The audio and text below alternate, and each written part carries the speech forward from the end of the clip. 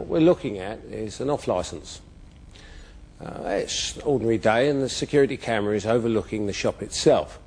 One customer leaves, another customer remains. Now this chap that's walking in is intent on thieving some sweets. The guy in the background has just picked up a piece of paper, ignited it and throws it into that display by the shop window door. He runs off, and the idea is that the girl behind the counter will be pulled away to put the fire out and the child nicks some sweets while she's doing it. However, it doesn't quite happen that way. And what's actually happening now is you can't see it, but that flame is beginning to grow in both the upper part of that display and the lower. This customer walks in and sees the fire on the display. What does he do about it? Nothing. The gang of kids that are waiting for the sweeties now do a runner, and you can see on the left-hand side where the flames are beginning to flicker on both the upper and lower levels of that display. Now the gentleman is still seeing that particular flame glowing over there, but still has said nothing. He's standing in the queue, waiting to be served. And now he says it's beginning to grow. It's about time, excuse me, but the display's on fire. And the girl in front of him assists in that statement. So the girl goes off to get a fire extinguisher from behind the counter. Meanwhile, some kids who've got their mother with them gather at the front of the shop there to look at the fire.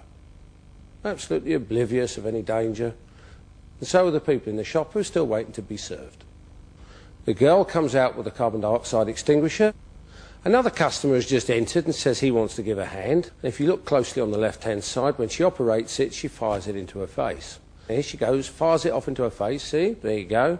He stands back, and so does another boy that's come in. It's got nothing to do with what was going on with regards to theft, whilst the girl stands back with the fire extinguisher and fans the flames with it. Meanwhile, the children and the mother have left to stand outside the shop. Now, that's the only way in and the only way out of this shop, and the fire's beginning to grow.